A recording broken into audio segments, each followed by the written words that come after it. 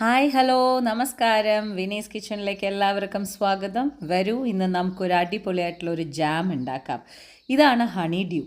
ഒരുപാട് പേര് ഇത് കണ്ടിട്ടുണ്ടാവും അല്ലേ?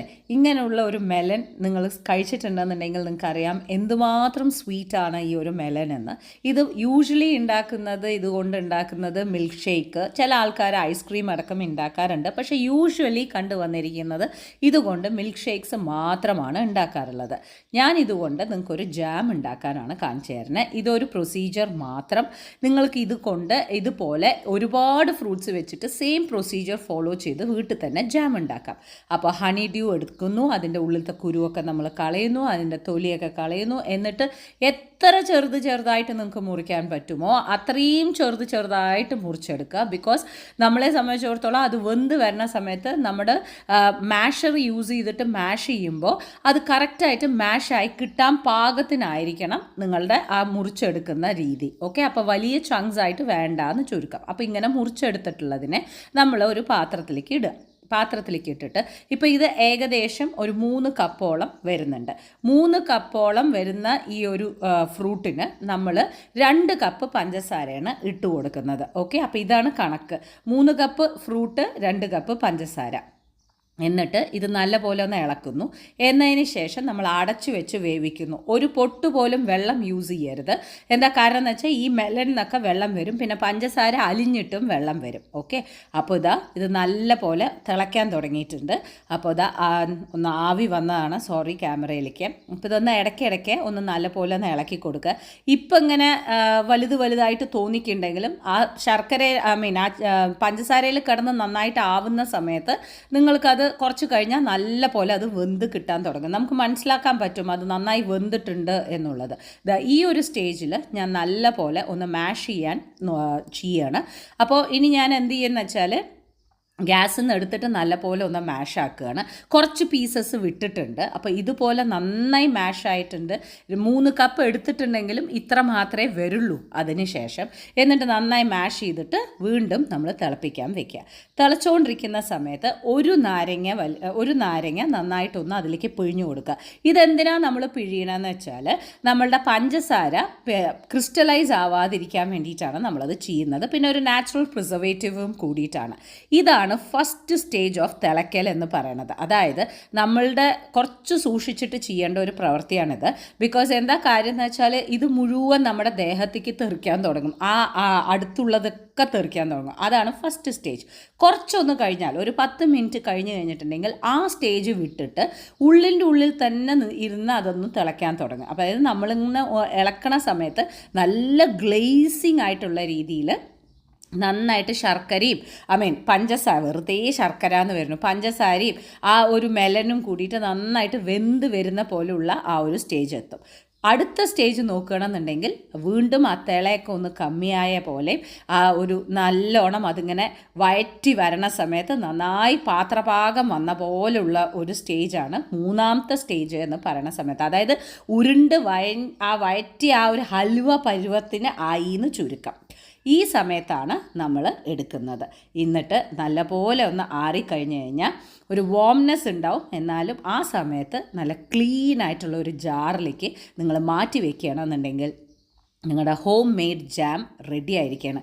ഇത് വന്നിട്ട് നമുക്ക് ഏത് ഫ്രൂട്ട് കൊണ്ടും ഇതേപോലെ ചെയ്യാം. ആപ്പിളാണോ, ഓറഞ്ചാണോ, അതേമാതിരി തന്നെ സ്ട്രോബെറി ആണോ, ഏതിൻ്റെ കൂടെ വേണമെങ്കിലും ഇങ്ങനെ തന്നെ ചെയ്യാം. ഞാൻ നിങ്ങൾക്ക് ഒന്ന് കാണിച്ചു തരാൻ വേണ്ടിയിട്ട് ഞാനിതിപ്പോൾ ലഞ്ച് ടൈം ആയി ഇത് ചെയ്യുമ്പോഴേക്കും.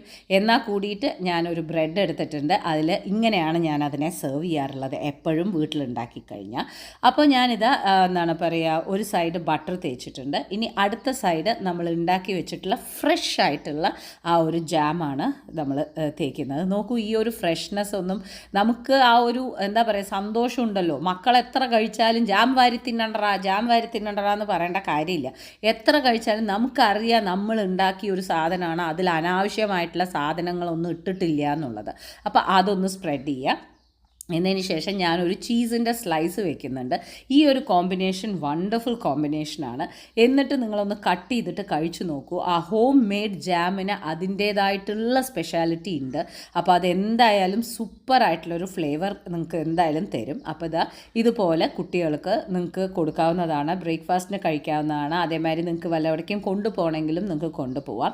അപ്പോൾ ഇതുപോലെ ഞാൻ കട്ട് ചെയ്തെടുത്തിട്ടുണ്ട്. And it is superb, really superb.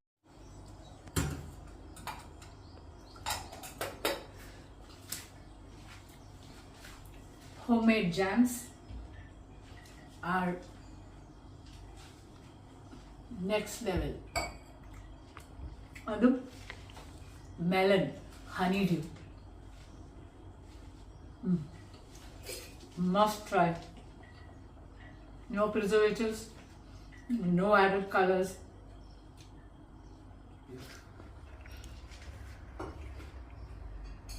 Oh wow. Mama Susan. Lunch എല്ലാം ഉണ്ടാക്കി വെച്ചിട്ടുണ്ട്. പക്ഷേ എന്നാലും ഇതിൻ്റെ ഒരു ടേസ്റ്റ് വരില്ല. നമുക്ക് എല്ലാവർക്കും കൊടുക്കാം. മാമ, I know it's lunch time, but still please taste. Kichu, come. How is my ഇത്? Nice, right? Super. Thank you. Very nice. Come here, Kichu. Kichu, I've seen something. Where's Dad? Acha. Rajesh son? Homemade jam. Oh, very sweet.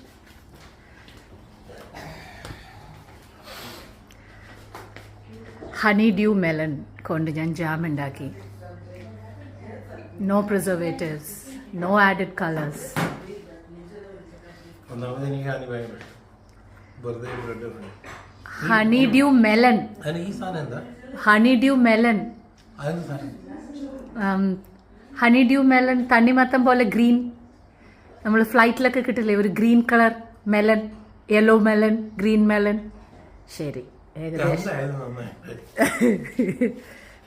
ഞാനതാ ഒരു full bottle ഉണ്ടാക്കി.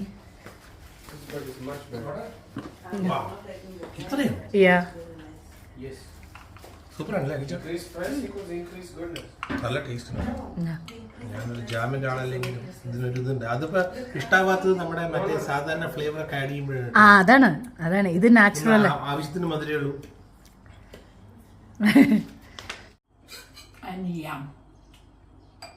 അപ്പോൾ try ചെയ്ത് നോക്കുന്നു വിചാരിക്കുന്നു. നമുക്ക് വീണ്ടും നാളെ കാണാം.